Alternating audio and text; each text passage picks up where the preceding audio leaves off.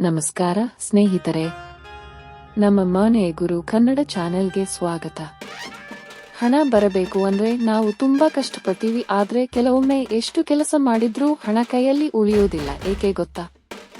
ಕೆಲವೊಮ್ಮೆ ಸಮಸ್ಯೆ ನಮ್ಮ ಕೆಲಸದಲ್ಲ, ನಮ್ಮ ಮನೋಭಾವ, ನಮ್ಮ ಶ್ರದ್ಧೆ ಮತ್ತು ನಮ್ಮ ನಂಬಿಕೆಯಲ್ಲಿ ಇರುತ್ತದೆ. ಇವತ್ತು ನಾನು ನಿಮಗೆ ಒಂದು ಸಣ್ಣ ರಹಸ್ಯ ಹೇಳ್ತೀನಿ. ಈ ದೇವರಿಗೆ ಈ ರೀತಿ ಮಾಡಿದ್ರೆ ಸಾಕು, ಹಣ ನಿಮ್ಮ ಹತ್ತಿರ ಬರುತ್ತೆ.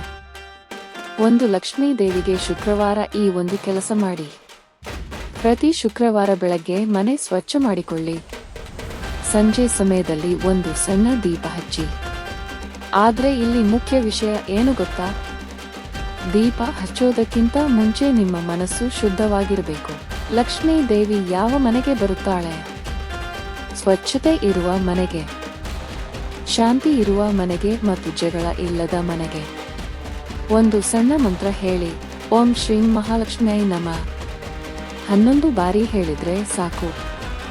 2 ಗಣಪತಿಗೆ ಮೊದಲು ನಮಸ್ಕಾರ. ಹಣ ಬರಬೇಕಂದ್ರೆ ಅಡ್ಡಿ ತೊಡಕು ಹೋಗ್ಬೇಕು. ಅಡ್ಡಿ ತೊಡಕು ತೆಗೆದುಹಾಕೋದು ಯಾರು? ಗಣಪತಿ ಬಪ್ಪ. ಪ್ರತಿ ಬುಧವಾರ ಅಥವಾ ಹೊಸ ಕೆಲಸ ಶುರು ಮಾಡುವ ಮುಂಚೆ ಓಂ ಗಂ ಗಣಪತೆ ನಮಃ 21 ಬಾರಿ ಹೇಳಿ. ಇದು ನಿಮ್ಮ ಹಣದ ದಾರಿಯಲ್ಲಿ ಇರುವ ತಡೆಗಳನ್ನು ತೆಗೆದುಹಾಕುತ್ತದೆ. 3 ತುಳಸಿ ಗಿಡದ ಮುಂದೆ ಈ ಪ್ರಾರ್ಥನೆ ಮಾಡಿ. ಪ್ರತಿದಿನ ಬೆಳಗ್ಗೆ ತುಳಸಿ ಗಿಡಕ್ಕೆ ನೀರು ಹಾಕಿ. 1 ನಿಮಿಷ ಕಣ್ಣು ಮುಚ್ಚಿ ಹೇಳಿ, ನನ್ನ ಮನೆಗೆ ಸದಾ ಐಶ್ವರ್ಯ ಇರಲಿ, ನನ್ನ ಕೈಯಲ್ಲಿ ಹಣ ಉಳಿಯಲಿ. ನೀವು ನಂಬಿಕೆ ಇಟ್ಟು ಹೇಳಿದ್ರೆ ಅದರ ಎನರ್ಜಿ ನಿಮ್ಮ ಜೀವನಕ್ಕೆ ಪಾಸಿಟಿವಿಟಿ ತರುತ್ತದೆ. ಆದರೆ ಸತ್ಯ ಏನು ಗೊತ್ತಾ?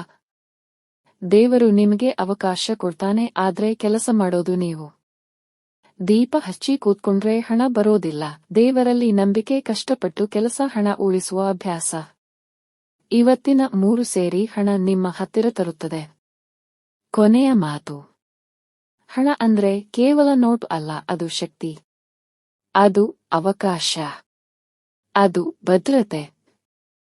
ದೇವರಲ್ಲಿ ನಂಬಿಕೆ ಇಡಿ, ಆದ್ರೆ ನಿಮ್ಮ ಕೈಯಲ್ಲಿ ಇರುವ ಕೆಲಸವನ್ನು ಬಿಟ್ಟು ಬಿಡಬೇಡಿ. ಈ 3 ಕೆಲಸ ಮಾಡಿದ್ರೆ ಸಾಕು, ನಿಮ್ಮ ಜೀವನದಲ್ಲಿ ಹಣದ ಹರಿವು ನಿಧಾನವಾಗಿ ಶುರುವಾಗುತ್ತದೆ. ಈ ವಿಡಿಯೋ ನಿಮಗೆ ಇಷ್ಟ ಆಯ್ತಾ?